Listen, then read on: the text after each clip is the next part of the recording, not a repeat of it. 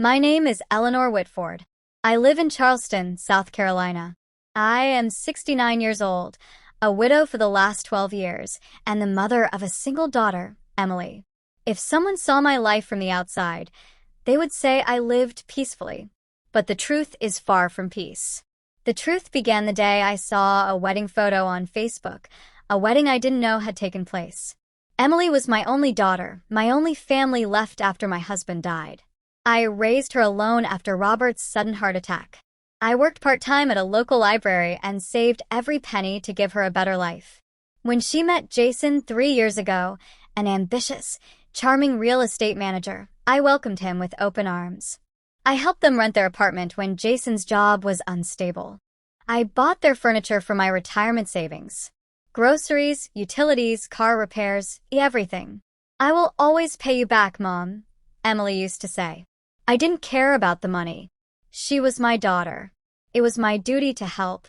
And then, just like that, one sentence destroyed everything. I was preparing to ask Emily when her wedding date would be. I had been planning it in my head for months. I had a sky blue dress hanging in my closet, the prettiest dress I owned, and a pearl necklace Robert once gave me. But before I could ask anything, Emily looked at me with a straight face and said, "Oh, we already got married last weekend. We only kept it small. Only our closest people were invited." Closest people. The words slid into my ears like ice needles. I felt a weight in my chest that I couldn't put into words. I had been there for every emergency.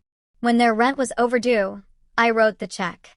When their fridge was empty, I bought groceries. When Jason wanted to start a business, I gave him $3,000. I gave and gave and gave. But I was not a closest person. It wasn't just the words. I saw the photos. A wedding at Sullivan's Island Beach. Emily in a beautiful white gown. Jason in a navy blue suit. His parents standing proudly beside them. His sister holding flowers. Laughter, champagne, toasts, celebration. Everyone was there, except me. My hands shook as I scrolled through every picture. Their happy smiles felt like cold knives stabbing through my heart. I saw the caption, "Best day of our lives." And that day, something inside me cracked. I didn't confront her. I didn't shout. I just fell silent. The kind of silence that comes when the heart stops believing. A week later, Emily called me. "Mom, can you send $1,200 for the rent? We are really behind and the landlord is threatening to evict us." She sounded desperate. I could hear my heartbeat pounding in my chest. Suddenly the memories returned. Those years of sacrifices, the times I worked extra shifts, the medical bills I paid when Jason injured his ankle. All the help I gave them. And then I remembered. Closest people. I took a deep breath. My voice was surprisingly steady. "Emily," I said, "I'm sorry, but I'm no longer helping." There was a silence on the other end. Shock. Disbelief. "What? Mom, what are you talking about?" "You said the wedding was only for the closest people," I replied. "So from now on, I'm doing the same. I only help the closest people." She inhaled sharply. "Mom, don't be childish." That was the moment I realized something awful. They never loved me. They only loved what I gave. Chapter 2: The Shift. 2 days passed. The phone didn't stop ringing. Calls, messages, missed calls. I ignored all of them. I cooked for myself for the first time without thinking of them. I walked around the park. I listened to the birds. I sat in my living room and asked myself, when did I become a servant instead of a mother? I sat down with a notebook and calculated everything I had spent on them over these 3 years. Rent, $18,000. Groceries, $6,500. Emergency expenses, $7,200. Gifts and weddings and other things, $3,000. Car repairs, $1,600. Total, $36,300. I stared at the number for a long time. $36,000. Money I could have used for travel, for memories, for myself. My phone rang again. Emily. I didn't answer. Half an hour later, someone knocked on my door. When I opened it, Emily and Jason walked in without waiting for permission. Jason's face looked tense. Emily held her phone as if she came prepared for a debate. "Mom," she began sharply, "why are you ignoring us? We are family." I smiled slightly. "Family? Like your wedding family?" Her face changed. "Mom, stop being dramatic. It was a beach wedding. We just kept it simple." Jason stepped forward. "We need you to transfer the money today. Otherwise, we'll lose the apartment." I turned and walked back to my living room. Emily followed. "You are acting strange," she said. "It's like you're not yourself." I laughed. A bitter laugh. I'm perfectly myself for the first time in years. Jason's tone changed. "Look, Eleanor. We know you have money. We've seen your accounts when we help with bills. You can afford to help us." Something in me snapped. "You're right," I said. "I can afford it. I just won't." Emily's eyes widened. "What's wrong with you?" "What's wrong," I replied slowly, "is that I spent thousands of dollars on two adults who left me out of the most important day of their lives." Emily opened her mouth, but I raised my hand.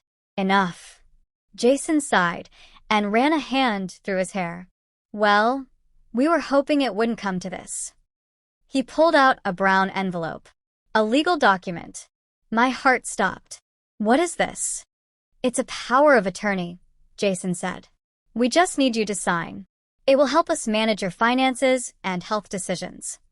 I stared at them in disbelief. They weren't here for forgiveness. They were here for control. Emily added, "It's for your own good, Mom. You're older now. You're alone. You make irrational decisions." Jason nodded. "We spoke to a lawyer. If you don't sign, there are legal options." Legal options. So now I was a burden, a problem, an obstacle. My voice came out cold and strong. "You need to leave. Now." Emily gasped. "You're choosing money over family?" "No," I said. "You chose money over love the day you left me out of your wedding."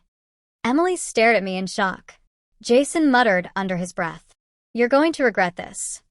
Emily raised her voice. "When you need help, don't call us."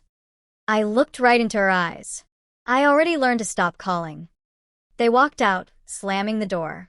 The sound echoed through the house. For the first time in years, the silence felt beautiful. Chapter 3. Rebuilding the Ruins. The next morning, I visited a lawyer of my own, Mr. Hughes. He specialized in elder financial abuse cases. After I explained everything, he shook his head. "Mrs. Whitford, they attempted to control your money illegally. The power of attorney was manipulation. If they keep pressuring you, we can file restraining orders." For the first time, someone said the words I never admitted.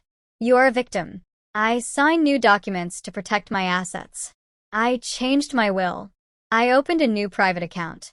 I changed the locks on my house. I installed a security system. Every step felt like regaining a piece of myself I had lost. Days passed. I ignored every call and message. One morning, I got a text from Emily. "We lost the apartment. We're staying in a motel now." 10 minutes later. "Mom, we're sorry. Please just talk to us." I put the phone down quietly and made tea. For the first time in 3 years, I felt something new. Peace. Days turned into weeks. I started brunch with my old friends. I joined a gardening club. I painted my living room. I bought a dress for myself, not for anyone else. I took a trip to Nashville for a music festival. I did things for me. I learned the meaning of a sentence my mother once told me. Some doors must be closed forever. Chapter 4. The Final Visit. 3 months later, Emily came to my house again. This time she knocked. She looked thinner, tired, broken. Her mascara was smudged.